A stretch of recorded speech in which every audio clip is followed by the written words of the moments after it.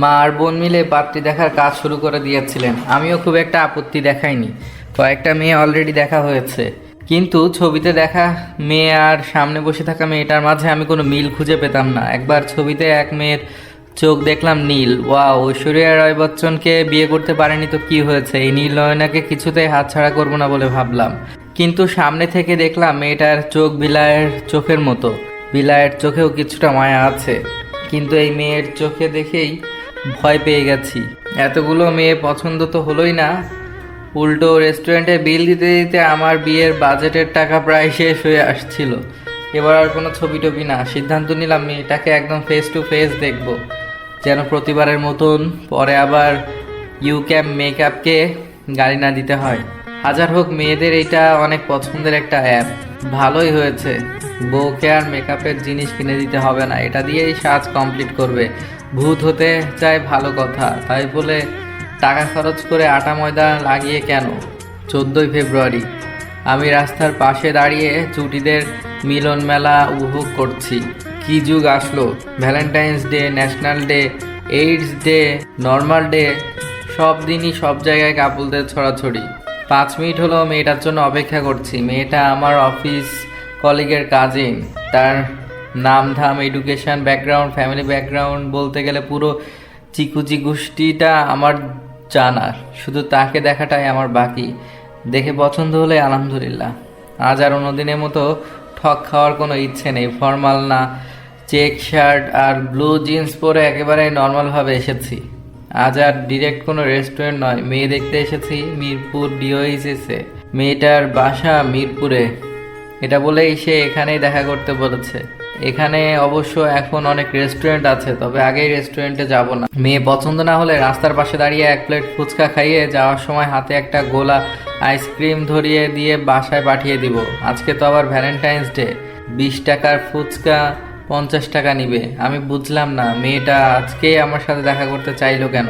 ভাইজান, ফুল নিবেন? আমার গাছের গোলাপ। পিচ্ছি ছেলেটার ডাকে কিছুটা ভড়কে গেলাম। বললাম, ফুল? ফুল নিয়ে আমি কি করব? ভাবিরে দিবেন? ভাবিকে দিব, কিন্তু ভাবির তো দেখা পাই না। এটা বলে একটু হাতের ডান দিকে ঘুরতেই দেখলাম একটা মেয়ে এদিকেই আসছে। ভ্যালেন্টাইন্স ডেতে একটা মেয়ে, তাও আবার এইরকম প্রেমময় এলাকায়, একেবারেই বেমানান দেখাচ্ছিল। দূর থেকে মেয়েটার মুখটা ঠিক স্পষ্ট দেখতে পাচ্ছিলাম না। গায়ে একটা পার্পেল কালারের ফুল হাতার লং কামিজ, সাদা চুড়িদার পায়জামা, সাদা ওড়নাটা ঘাড়ের এক পাশে রাখা, আর অপর পাশে কোমর সমান লম্বা খোলা চুল। এটাই সেই মেয়ে নয় তো যার সাথে আমি দেখা করতে এসেছি? কিন্তু সে একা কেন আসবে? তার সাথে তো আরও কয়েকজন থাকার কথা। না, তারও নিশ্চয়ই কোনো কপত আছে এখানে। মেয়েটা তার ফোনটা কানের সাথে লাগাতেই পকেটে থাকা আমার ফোনটা ভাইব্রেট করে উঠলো। স্ক্রিনে তাকিয়ে দেখি পাত্রী 14 নামে কেউ ফোন করেছে। আগের দেখা 13টা মেয়ের নামও এভাবে সংখ্যা দিয়ে সেভ করা ছিল। এই মেয়ের বেলায় অদ্ভুত ঘটনা ঘটেছে। 14 তারিখে 14 নাম্বার পাত্রী দেখতে এসেছি। What a coincident. ফোনটা রিসিভ করে বললাম, হ্যালো। আপনি কোথায়? আর কয়েক পা সামনে আগান। Black and white check shirt পরা ছেলেটাই আমি। মেয়েটা কয়েক পা এগোতেই আমি থ হয়ে গেলাম। আমার চোখ অটোমেটিক্যালি বৃহৎ থেকে বৃহত্তর আকার ধারণ করছিল। উজ্জ্বল শ্যামলা মুখ, চোখে গাঢ় কাজল, ঠোঁটে হালকা লাল লিপস্টিক, কপালে সাদা পাথরের টিপ, কানে সাদা পাথরের টপ জোড়ায় মেয়েটাকে অদ্ভুত সুন্দর লাগছিল। মেয়েটা এতটাও সুন্দর না যতটা আমার কাছে মনে হচ্ছে। চোখ বন্ধ করে আবার খুললাম। না, অনেক বেশি সুন্দর। একটা মেয়েকে প্রথম দেখায় অতিরিক্ত সুন্দর লাগে না, কিন্তু এই মেয়েকে এত সুন্দর লাগার কারণ কি? মেয়েটা হাঁটতে ভালোবাসে মনে হয়। সেই কখন থেকে হাঁটছি তার সাথে। মেয়েটা করছি কেন? আমি তো তার নাম জানি। কি আশ্চর্য, নামটা মনে পড়ছে না কেন? তানিয়া, সাদিয়া, সোনিয়া, মারিয়া, কোনটা? আজীব, এত তাড়াতাড়ি ভুলে গেলাম। মোবাইল বের করে যে নাম দেখবো তারও উপায় নেই, কারণ পাত্রী 14 নামেই সেভ করা আছে। মেয়েটা খুব কম কথা বলে, যেটুকুই বলে সেটুকুই খুব নিচু স্বরে মিষ্টি কণ্ঠে। এতই আস্তে কথা বলে যে শুনতে না পারায় আমি কয়েকবার জি জি করেছি। সেই জন্য মেয়েটা আমাকে কানে কালা ভাবছে কিনা আল্লাহ জানে। মেয়েটা গুটি গুটি পায়ে নিচের দিকে তাকিয়ে হাঁটছে, আর আমি তার দিকে তাকিয়ে। অর্ধ হাত দূরত্ব রেখে হাঁটলেও মেয়েটার গা থেকে আসা সুমিষ্ট পারফিউমের ঘ্রাণে আমার নাক চোখ বারবার বন্ধ হয়ে আসছিল। আমার ইচ্ছে করছিল মেয়েটাকে খেয়ে ফেলি। আরে খারাপ ভাবছেন কেন? আমি খারাপভাবে বলিনি কথাটা। আমার এক বদ অভ্যাস আছে, কোনো কাগজের ঘ্রাণ ভালো লাগলে তা আমি মুখে নিয়ে চাবাতে থাকি আর এক সময় গিলে ফেলি। মেয়েটার এরকম কোনো বদ অভ্যাস আছে কিনা জানতে হবে। আমি দ্বিতীয়বারের মতো কারো গভীর প্রেমে পড়লাম, অথচ দুজনই একেবারে আলাদা ধরনের। বাসে দেখা সেই মেয়ে আর এই মেয়ের মাঝে অনেক তফাৎ। আপনি রাতে খুব তাড়াতাড়ি ঘুমান, তাই না?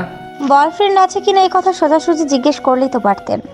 মানে আমি সেটা বলিনি। বয়ফ্রেন্ড থাকলে আপনি এমন একটা দিনে তো দূরে থাক, অন্যদিনও আমার সাথে দেখা করতে আসতেন না। তাহলে এই প্রশ্নের কি কারণ? না মানে আপনার মুখে কোনো পিম্পল নেই, চোখের নিচে কোনো কালি নেই, তাই ভাবলাম রাত জাগেন না মনে হয়। আমি অনেক পানি খাই, ত্বকের যত্ন নেই, মুখে শসার রস আর চোখের নিচে টমেটোর রস লাগাই। আর আমি মেডিকেলের স্টুডেন্ট না যে রাত জেগে পড়াশোনা করতে হয়। মেয়েটা রেগে গেল মনে হয়। অনেকক্ষণ হলো পাশাপাশি হাঁটলাম, তার এত প্রশ্নের ভিড়ে আমি শুধু একটাই প্রশ্ন খুঁজছিলাম, অথচ সে আমাকে ওই প্রশ্নটাই করছিল না। মেয়েটাকে নিয়ে রেস্টুরেন্টে যেতে চাইলে সে আমাকে ফুচকার দোকানে নিয়ে গেল। এই রে, কাহিনী কি? আমাকে কি তার পছন্দ হয়নি? যাওয়ার সময় হাতে একটা খোলা আইসক্রিম ধরিয়ে দিয়ে টাটা বাই বাই জানিয়ে দিবে না তো? আমার গলা শুকিয়ে আসছিল, টেনশনে আমি প্রায় ঘামছিলাম। মেয়েটা কি যেন বলল, কিন্তু কোনো কথা স্পষ্ট শুনতে পাচ্ছিলাম না। তখন আমি কিছুটা চমকে বললাম, কিছু বললেন? বললাম, আমাদের কি এর আগে কোথাও দেখা হয়েছে? যাক, এতক্ষণে মেয়েটা সেই বহু আকাঙ্ক্ষিত প্রশ্নের ধারে কাছে এসেছে। চেহারায় কিছুটা হাসি হাসি ভাব এনে মেয়েটাকে কনফিউজড করে দেওয়ার জন্য বললাম, কেন, আমাকে কি আপনার চেনা মনে হচ্ছে? মনে হচ্ছে কোথাও যেন দেখেছি, কিন্তু কোথায় দেখেছি সেটাই মনে করতে পারছি না। 4 বছর আগে ভ্যালেন্টাইন্স ডে, ঢাকা চিটাগাং বাস, পাশাপাশি সিট, পুরো রাস্তা জুড়ে সেই একটাই টপিকে কথা বলা। আল্লাহ, আপনি? মানে আপনি সেই সিগারেটখোর ছেলেটা? জি আমি। তবে আমি এখন আর সিগারেট খাই না। ও মাই গড, এখন মনে পড়েছে। ওটা আসলে আপনার হেডফোন ছিল।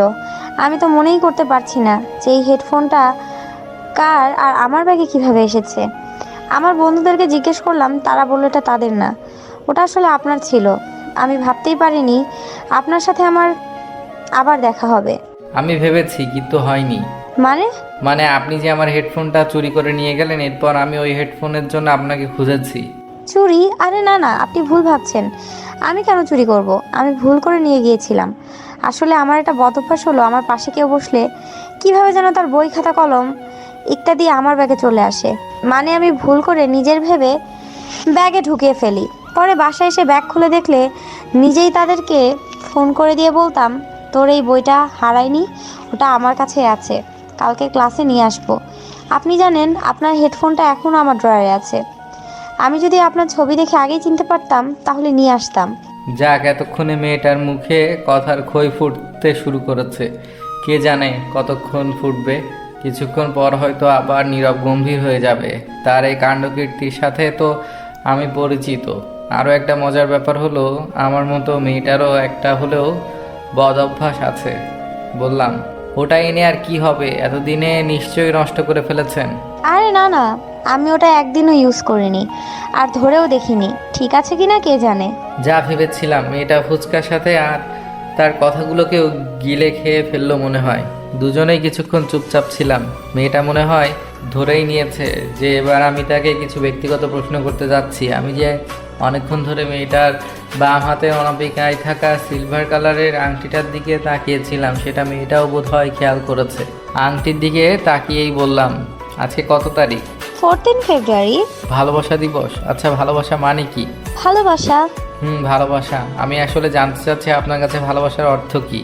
মেয়েটা ছোট করে একটা নিঃশ্বাস ফেললো, হাতে থাকা পানির বোতলে ছিপি ঘোরাতে ঘোরাতে বলল, ভালোবাসার অর্থ আমি জানি না, তবে এটা জানি, কাউকে মন থেকে ভালোবাসলে তাকে পাই বা না পাই, কখনোই তাকে মন থেকে মুছে ফেলা যায় না, সে যেমনই হোক।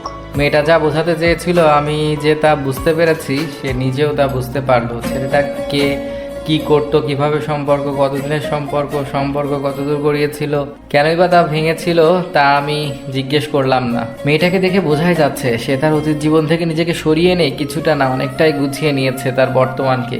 কিন্তু ওই যে তার কথা অনুযায়ী ভালোবাসাকে মন থেকে মুছে ফেলা যায় না, তাই হয়তো সোনালি আংটিটা রং উঠে রূপালি হয়ে যাওয়ার পরও সে ওটাকে তার কাজ ছাড়া করতে চায়নি। হয়তোবা এই আংটিটার সাথেই তার ভালোবাসার মানুষটির ছায়া জড়িয়ে আছে, যে ছায়াকে সাথে নিয়েই তার পথ চলা। মেয়েটি হয়তোবা এখন আবার নিজেকে তার অতীতে ফিরিয়ে নিয়ে গিয়েছে, কিন্তু অতীতে ফিরে গেলে তো আর চলবে না। তাই বললাম, সিগারেট খাওয়ার ব্যাপারটা আমি ঠিক বুঝলাম না। ও অনেক বেশি স্মোক করতো। আমার সামনে কখনো না করলেও স্মোকিং ব্যাপারটা আমি একেবারেই সহ্য করতে পারতাম না। সবসময় ছেড়ে দেওয়ার জন্য বলতাম। ও যেন এটা না খেতে পারে, তাই ওর সাথে দিনের অনেকটা সময় কাটাতাম, কিন্তু রাতের বেলা কয়েক গুণ বেশি খেত আরও।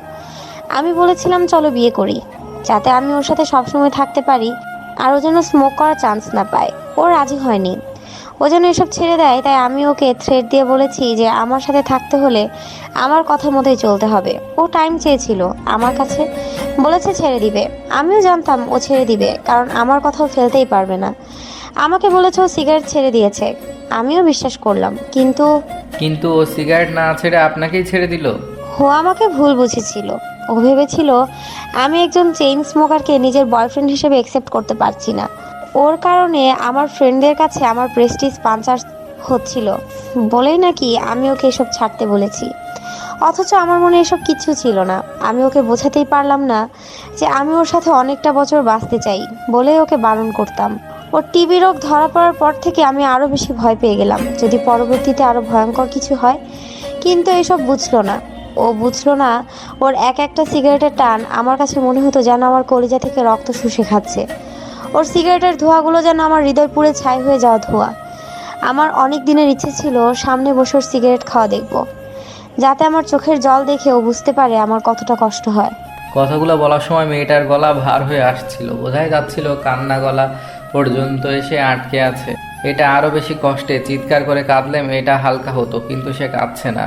কিন্তু কথাগুলো বলার সময় তার মুখে এমন কোনো জড়তা আসেনি যে সে মোটামুটি অচেনা একজনকে কথাগুলো বলছে। মনে হচ্ছিল যেন আমি তার অনেক দিনের চেনা, খুব কাছের কেউ। মেয়েটাকে হাসানোর জন্য বললাম, কি সস্তা আংটি দিল এটা আপনাকে? কয়দিন আগে দেখলাম সোনালি, এখন দেখি রূপালি। কোত্থেকে কিনেছে? নিউ মার্কেটের সামনে ফুটপাত থেকে? আমি হলে ডায়মন্ড বসানো প্লাটিনামের রিং দিতাম। নিজেকে কিছুটা সামনে নিয়ে হাসি হাসি মুখ করে অনেকটা গর্বের স্বরে বলল, পৃথিবীর সবচাইতে দামি আংটি এটা। নিজের favourite cricket bat, badminton racket বিক্রির টাকায় এটা কেনা হয়েছে। Best ever Valentine gift. Gold, diamond, platinum ওই আংটির কাছে পাত্তা পাবে না। ওরে সাংঘাতিক, কত ভালোবাসা! আমার কাছে তো এখন ক্রিকেট ব্যাট বা র্যাকেট নেই। আমি তাহলে কি বিক্রি করব? এক কাজ করি, আমি বরং আমার এই গায়ের শার্টটা আর প্যান্ট, না প্যান্ট বিক্রি করা যাবে না, শুধু শার্টটাই বিক্রি করে দিই। এই শার্ট বিক্রির টাকায় একটা আংটি পাবো না? আমার কথা শুনে মেয়েটা কাচের চুড়ি ভাঙার শব্দ করে হেসে উঠলো। এই প্রথমবার তাকে আমি এরকম হাসতে দেখলাম, যাকে বলে প্রাণ খুলে হাসা। ভাঙা কাচের ছুরি যেন আমার হৃদয়ে দাগ কেটে দিচ্ছিল। ইস, কি যে এক ভালো লাগার অনুভূতি। মেয়েটার এই হাসিটা যেভাবেই হোক ধরে রাখতে হবে। মেয়েটা হাসতে হাসতে বলল, শার্টটা তো অনেক পুরনো মনে হচ্ছে, ফ্রিতে দিলেও এই শার্ট কেউ নিবে না। ইয়ে মানে এটা আমার ফেভারিট শার্ট। এত বেশি পরেছি যে পুরানো হয়ে গেছে, তবুও পরতে ভালো লাগে। দেখেছেন আমি কত ভালো ছেলে, নিজের ফেভারিট শার্টটা বিক্রি করে দিতে চাচ্ছি আপনার জন্য। মেয়েটা এবার আরো বেশি শব্দ করে হেসে উঠলো। আশেপাশে মানুষ যে তার দিকে তাকিয়ে আছে এ ব্যাপারে তার খেয়ালই নেই। অনেক কষ্টে হাসি থামিয়ে বলল, আপনি খারাপ ছেলে হলে তো ভাইয়া আমাকে আপনার সাথে দেখা করার জন্য পাঠাতো না। মেয়েটার মন এখন যথেষ্ট ভালো, কিন্তু আমার মনটাই খারাপ হয়ে গেল, কারণ আমরা এখন গোলা আইসক্রিম দোকানের সামনে দাঁড়িয়ে আছি। মেয়েটা অনেক আগ্রহ নিয়ে লাল গোলাপি রং দিয়ে গোলা বানানো দেখছে, আর আমি চারিদিকে যাই দেখছি সবই কালা কালা আর কালা। এমনকি গাড়িতে লাগানো গোলা হাতে সাকিব খানের পোস্টারে তার লিপস্টিক দেওয়া গোলাপি ঠোঁটগুলাও কুচকুচা কালা, ঘোরতর কৃষ্ণবর্ণ লাগছিল। টেনশনে আমার মাথায় তখন কিছুই কাজ করছিল না, তাই কিছুটা বোকার মতো জিজ্ঞেস করলাম, আমাকে কি আপনার পছন্দ হয়নি? আমার এমন প্রশ্নে মেয়েটা বেশ অবাক হলো, কিছুটা লাজুক হেসে বলল, কি মনে হয়? না মানে আপনি গোলা কিনছেন তো তাই ভাবলাম। ঠিক বুঝলাম না, গোলার সাথে পছন্দ অপছন্দের সম্পর্ক কি? সম্পর্ক নেই। আজব, গোলার সাথে পছন্দ অপছন্দের সম্পর্ক থাকবে কেন? আমি অনেক দিন ধরে গোলা খাই না, আর আজকে হাতের সামনে পেয়ে লোভ সামলাতে পারলাম না, তাই খেতে চাইলাম। আপনি গোলা খান না? ওকে, তাহলে বাদ। বাদ মানে? আপনি না খেলে আমি একা খাবো কেন? আমিও খাবো না। গোলা খাওয়া ক্যান্সেল। মামা, গোলা বানায়েন না। আরে না না, আমি খাই তো, গোলা আমার অনেক ফেভারিট। গোলা খাওয়ার দৃশ্য যে এত চমৎকার হতে পারে তাই এই মেয়েকে না খেতে দেখলে বুঝতাম না। তার হাসিই বলে দিচ্ছিল যে সে বুঝতে পেরেছে আমি আসলে গোলা খাওয়ায় একেবারে অনভ্যস্ত। পাশাপাশি হাঁটার সময় অনিচ্ছাকৃতভাবেই মেয়েটার হাতের সাথে আমার হাতে কয়েকবার হালকা স্পর্শ লেগেছিল, আর সাথে সাথে আমার মনে শীতল অনুভূতি বয়ে যাচ্ছিল, আর বুকে চিনচিন করে একটা অনুভূতি হচ্ছিল। ইচ্ছে করছিল খপ করে মেয়েটার হাত চেপে ধরে সারা সন্ধ্যা হাঁটি এখানে। আরে সন্ধ্যা প্রায় ঘনিয়ে এসেছে, আমি তো খেয়ালই করিনি। মেয়েটা এখনই চলে যেতে চাইবে নিশ্চয়ই। সে কি বুঝতে পেরেছে তাকে আমার পছন্দ হয়েছে? কিন্তু আমি তো বুঝলাম না আমাকে তার পছন্দ হয়েছে কিনা।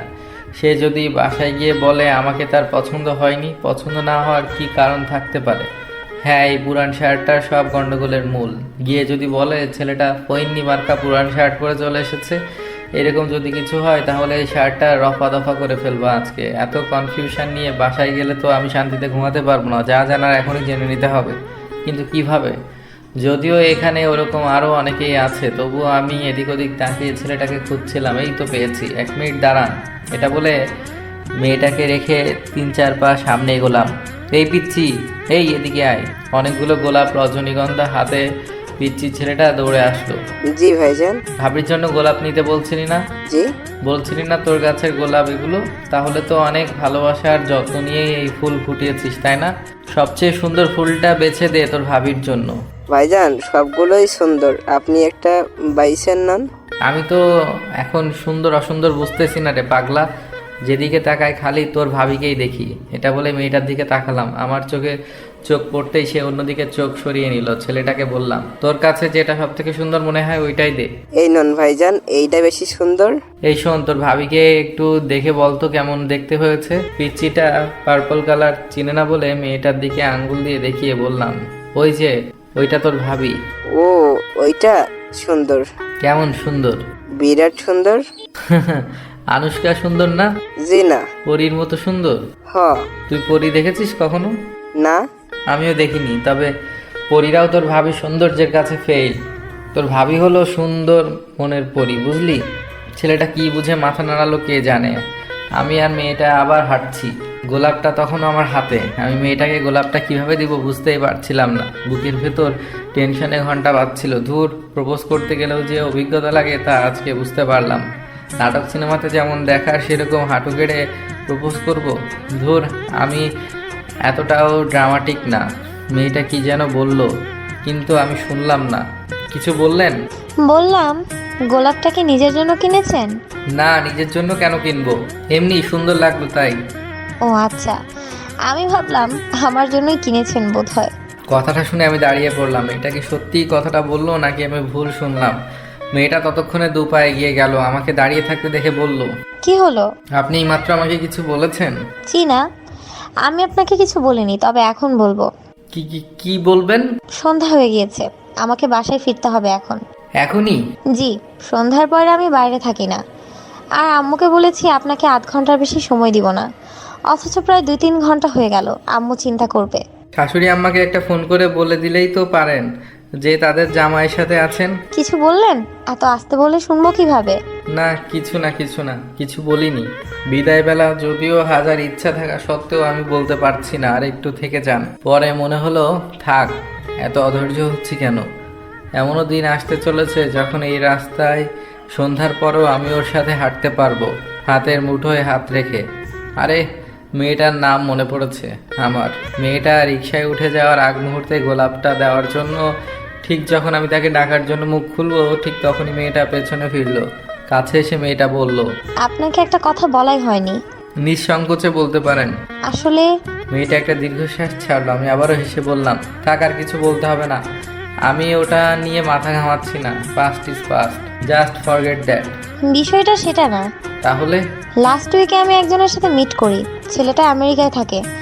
আমারও ইচ্ছে ছিল যে বিয়ের পর দেশের বাইরে সেটেলড হব, কালকে ছেলেটা তার ফ্যামিলি সহ আসবে আমাদের বাসায়।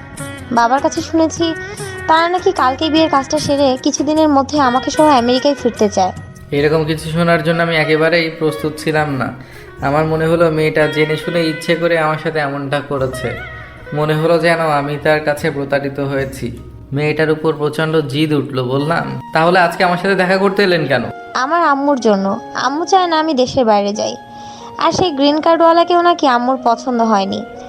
তারেক ভাইয়ের কাছে আপনার ডিটেলস শুনে আমাকে জোর করে পাঠিয়ে দিল আপনার সাথে দেখা করতে। বললো একবার গিয়ে কথা বলে আয়। আর আপনি কথা বলতে চলে এলেন, লাভ কি হলো তাতে? আমি আসলে নো, ইটস ওকে, সরি বলার দরকার নেই। Your life, your choice, your decision. Anyway, all the best. Can we be friends? No thanks, আমি মেয়েদের সাথে ফ্রেন্ডশিপ করি না। আর এটা কলেজ বা ভার্সিটি লাইফ না যে নোটস আদান প্রদানের জন্য ফ্রেন্ডশিপ করা লাগবে। রিক্সায় উঠে যখন মেয়েটা হাত নাড়িয়ে হাসি মুখে বাই বলছিল, তখন আমিও হাসি মুখে বাই বললেও ভেতরে ভেতরে শেষ হয়ে যাচ্ছিলাম। হাতে থাকা গোলাপের একটা কাটা আঙুলে ফুটে যাওয়ায় উফ করে উঠলাম। মেয়েটা চলে গেল আর আমি সেখান থেকে উল্টো পথে হাঁটা শুরু করলাম।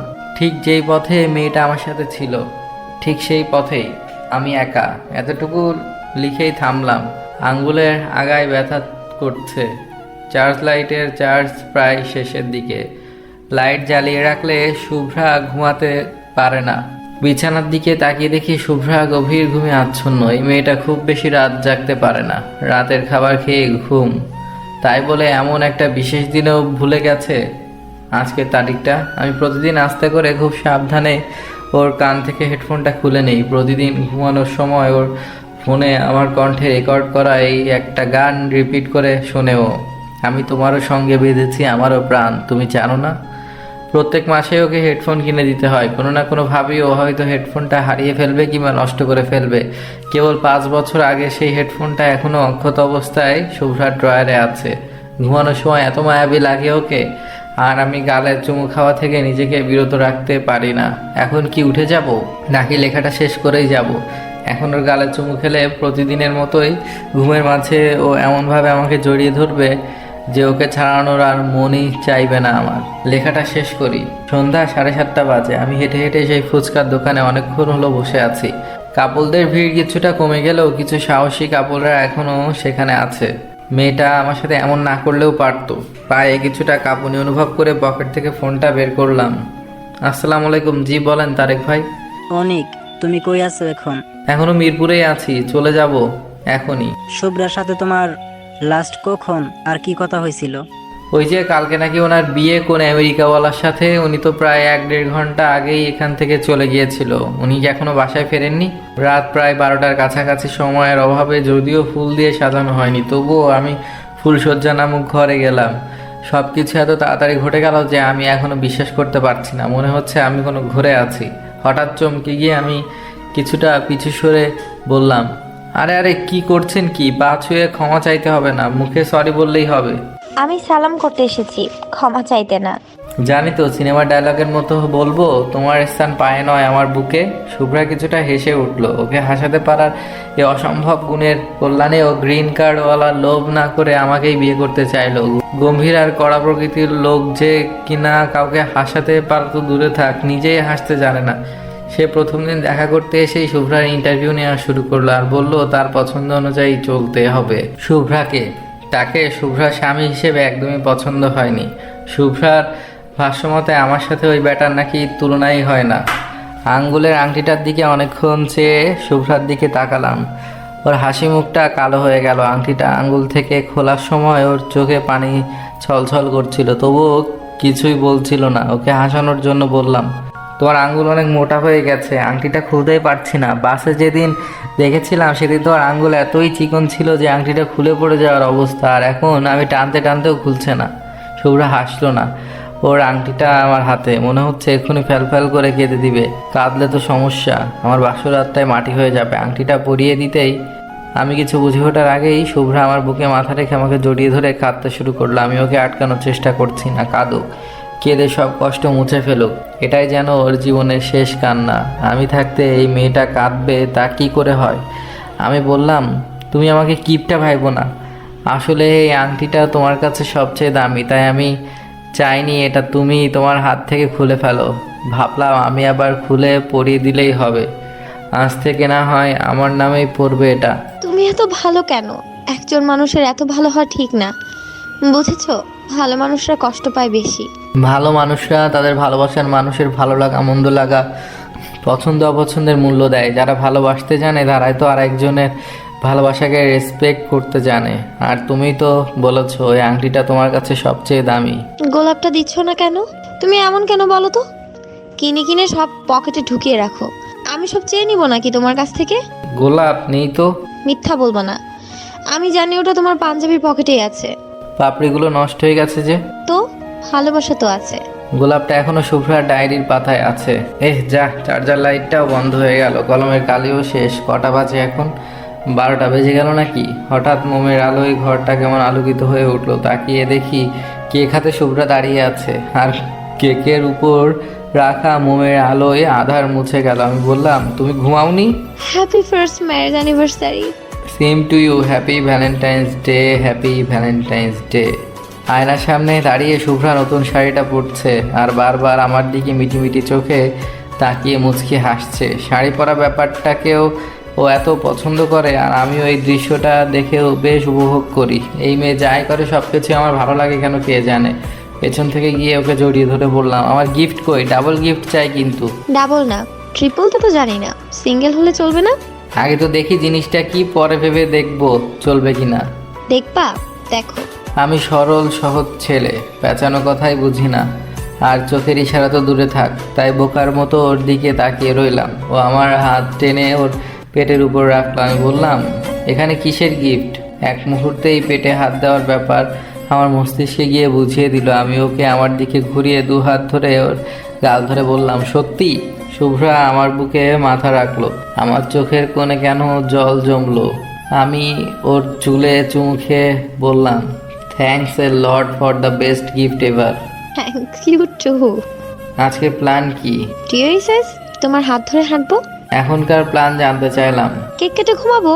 জি না, হবে না। গত বছর এই দিনে, এই রাতে কেঁদে কেঁদে বেঁচে গিয়েছিলেন। আজকে নো কান্নাকাটি, নো ঘুম, ফুলশয্যা হবে, ফুলশয্যা।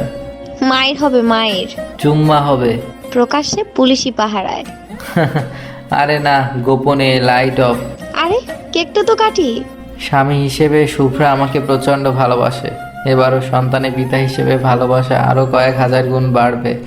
মেয়েরা তার সন্তানের পিতাকেই সব থেকে বেশি ভালোবাসে, কিন্তু একটা আফসোস থেকেই যায় যে আমি ওর প্রথম ভালোবাসা হতে পারলাম না। খুব ভাগ্যবানেরাই তাও হতে পারে।